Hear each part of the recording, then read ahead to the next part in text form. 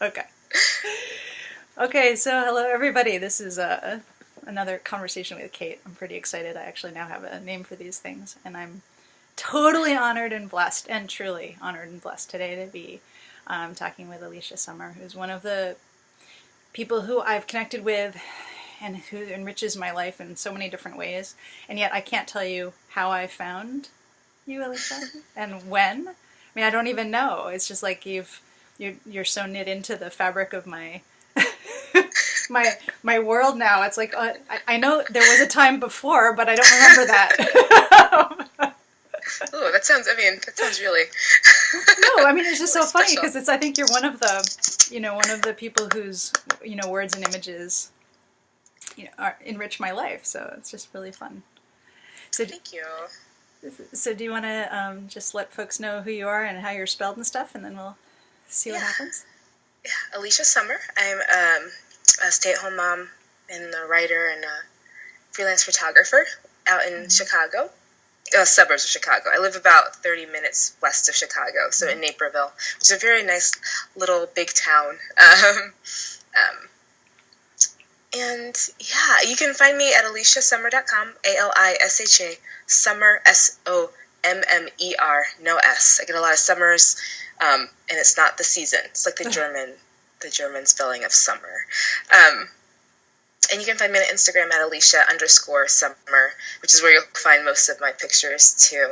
Um, I just, I feel like mostly I am a collector of moments at right now. Like it's right now, my life is about savoring and finding as many ways as possible to be present, like moment to moment. Because I think for a long time, being a mom of three, I have almost 9-year old, a 7-year old, and a 5-year old, and so much of life for like the last 9 years has been so external in many ways, like physically demanding, and mentally, and there's so much of my mind that is outside of self because I'm concerned about these individuals and like the husband and the to-do list that is associated with managing and taking care of all of these people that are outside of me, that I needed to find a way to kind of ground myself. And so for me, Mm-hmm.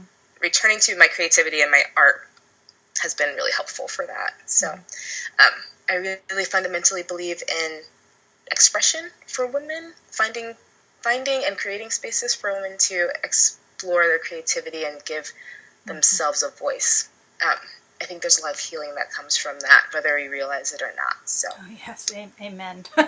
Yes. avid coffee drinker, but you'll know that if you follow me on Instagram. And if you don't know it, you'll notice very soon. Yes. So, one of the things about Alicia's work in how she writes and how she captures imagery is there's such a richness in all the sensual details of. So we were just talking about the challenge right now in this world filled with so much muchness. Oh my God, how hard it is to stay present and how hard it is to stay present in our bodies and how important that is. And so we were thinking of just talking a little bit about that. And at least one of the places I'd love to start is Alicia's started to bake bread, old school. And it's one of the things that I used to love doing most before I was gluten free.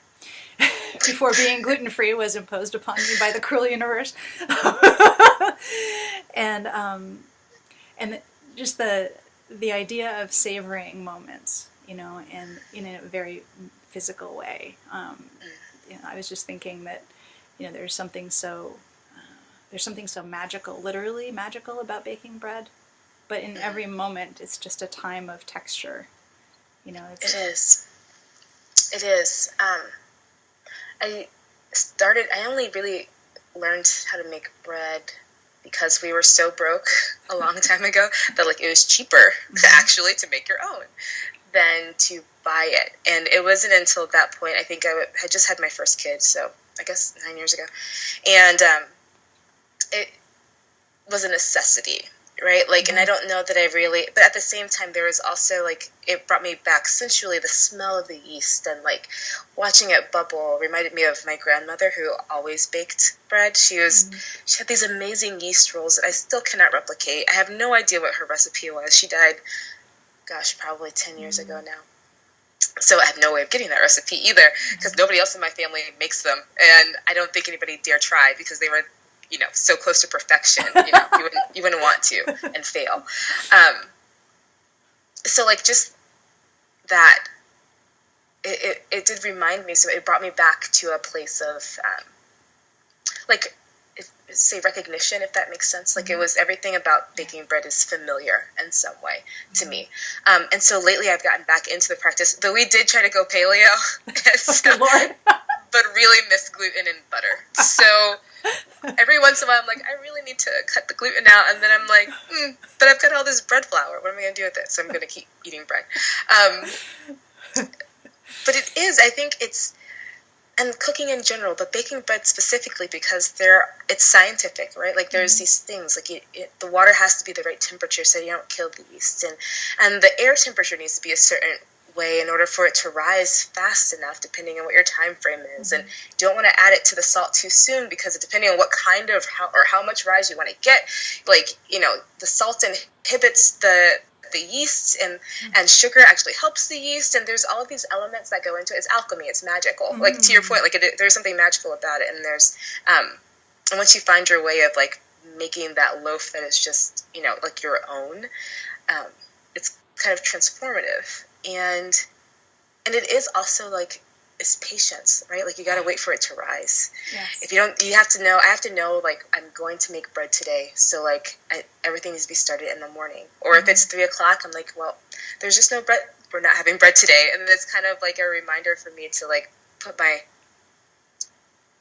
find the priorities in my life. It actually brings order to my day too, because I'm like, hey, I have to do bread. And then in between this, I can do this. And it'll be time to get it into the oven by 4:00, so it can preheat and cool in time for us to slice it, because you really shouldn't slice into warm bread, because it actually hasn't finished baking yet. There's all these rules kind of in bread baking, and the science and magic to getting that crumb and the crust just right. And so it's just like a practice that brings me into the present moment, because I have to be so conscious of self and time. And when my finger is clearing away the extra flour, did I press too hard? Is it just right? Like, you just want to softly skim the top. There's just something so sensual, to your point. Like, there's texture, and there's heat, and there's coolness, and there's the smell. Everything about baking bread specifically is just so sensual, and I love it for that reason. Yeah, and I could go on and on about bread. So could I. No, when I was growing up, my mom always made us bread. She made homemade bread. That's our bread was homemade. And so to me, I also have this lineage, this connection. So when I used to bake bread, it was everything about it connected me, to so much more than what it might seem, And also there's a warmth to bread. I don't know, for folks who haven't made bread before, it's worth doing just once someday, because as the bread is becoming itself, it takes on a temperature that is not cold, and it's not truly warm, it's something else. And my mom has this really funny story from when I was really little, that she handed me some bread to play with, some dough to play with, and I poked eyes in it, and I held it like a baby, and then she's like, oh, I can't put it in the oven now. But I was aware of its aliveness, in a really basic little kid way, and it's just so funny to think about. But I had this kitchen counter in my last house that was honed granite, and so it was this beautiful dark satiny stone. And when I made bread on it, I'm sure there's an actual word for the little bit of dough that gets stuck to your surface. There's probably something about that. But I just remember everything about the experience of kneading, and then afterwards taking a scraper and just really tenderly, releasing what was left. And it just feels so metaphoric right now to think about, this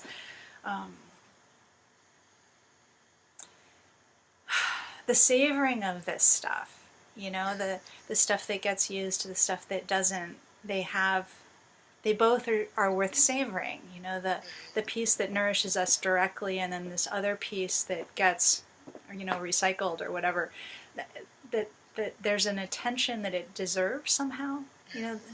um, I don't know, you know, these are such sad days, and it just seems so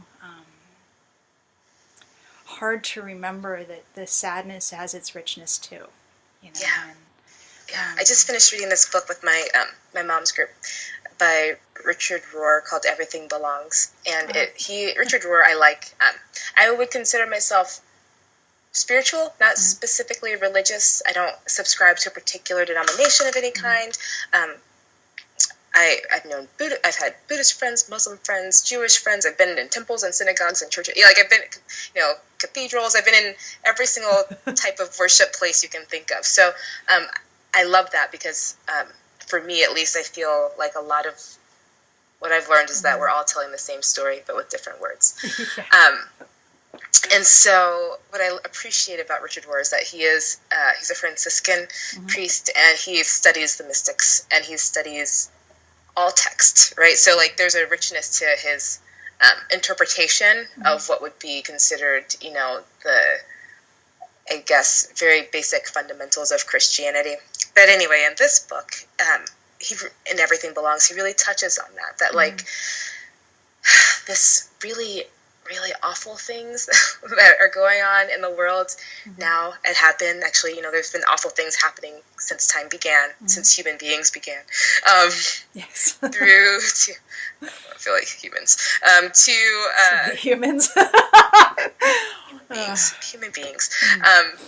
But since human beings, and even all of the amazing, rich blessings that we also, and gifts and beauty that we also get to experience, like those are important too. And like to your point, like nothing is wasted. Like sometimes it feels that way. Like this morning I woke up, I'm like, why is this necessary? You know, like why do we have to undergo some people, because not all of us endure a ton of pain, and there's definitely different degrees of pain, and I think it's very important not to minimize what stress or pain or suffering that, you know, you experience in your personal life. I feel like there's perspective, of course, but you know, we all are experiencing some sort of pain or suffering, either directly or indirectly by being engaged with other communities that are just, it's just hard. Like, it's just hard. And so I've been really struggling with trying to understand and remember that, like, it serves some purpose, and in that purpose, it may not be revealed immediately, but that I think there's something to sitting with that uncomfortableness and that pain, because there is nothing wasted. Like it does have a purpose, and maybe it's just shifting a mindset. It might just be bringing you aware or conscious of something specific. It could be making you more grateful for what your life is now, which is what it does for me too, at least. Yeah. It's like, this is really awful. I live such a privileged life. I'm really grateful for it. Also, to also then not feel guilty for, you know, the things that you do get to enjoy or benefit from, but to find ways in which you can make space for both and hold it. Because I think there's something that also changes, like in that from start to finish kind of thing, you know. I think this idea of really mindful gratitude, you know, really embodied gratitude, not just mindful but heartful gratitude, you know. This has been a really tough week in my family. We had a couple of health crises in my family, and it was you sort of the next morning you take a shower and you realize, like, oh my God, yeah, the miracle of this. You know, the miracle of this, of all of it, the hot water, you know, my hands are working, my body can feel this, you know, the gratitude in this incredible, ordinary, extraordinary moment, you know. I also think it's an opportunity to expand. Compassion is probably not exactly the right word, but awareness. You know, and I'm sure on future conversations, I'm hoping to talk a little bit more about, like, compassion, empathy, boundaries. Because one of the problems with being someone who's open, you know, taking in more and more and more, is just exactly that. There's too much, and you know, I think it's really important to be protective without being numbed, and that's a dance I don't know how to do yet. You know, I eat just absolutely shitloads of cookies. You know, just like, you know, I do the numbing thing, so I'm not sitting on any high horse over here. Like, I got a lot of cookies. But even that being able to feel too muchness, I think is so much of a gift, because there's so many people who don't feel. And choose not to, right? Because like that's also a choice. Like, you can choose not to feel, and I think it's when you are. I mean, I don't want not to judge, but if you're in a position to where you are too much on that end, where you can't feel anything or don't feel anything, that's kind of where you lose out on the richness of life, right? Like, there's something. I mean, like, sometimes I feel crazy, but it also is really beautiful that I can be moved to tears by like sunshine in a tree while I'm walking around, you know, like. No, I look at it as a superpower. I really do. Yeah. Sometimes it's a pain in the butt, you know, and I wish I had a dimmer switch, but I wouldn't choose the alternative. You know, I wouldn't. You know, this life is such a rich experience. It really, really is. It really is. Even when it totally rots, it's still a very rich experience. Yeah. Anyway, thank you for talking with me. I truly feel so blessed by your kinship. I just feel like you're such part of my sensitive person tribe out there, and I'm just so glad the world has your voice in it, and your eyes, and your heart. And you too. I was so happy to be able to meet you in person. Oh my gosh, I feel like that's like my goal, is to like all of these people that I know in my internet world to like eventually somehow meet you body to body, like real time in some space. And so it was a treat to meet you too and experience your energy and your light, and you're such an awesome presence in person too. So thank you. Well, as we wrap this up, I'm going to try and keep you just for a minute, but I wanted just to reiterate that it's Alisha Sommer. And I did go to an in-person writing and creativity workshop in Chicago, and if you get the opportunity to work with Alisha in person, it is so totally worthwhile. And I've heard that your more remote work is fantastic also. I just haven't done it. Oh, yeah. So there we go. There we go. Just benefit from just peeking in on your life on an image by image basis. Anyway, so I'll post some links so that people know how to find you, and I'll hit stop now, but thank you. And if you just want to hang on a minute, we can say bye. Okay. Sounds good. Thank you.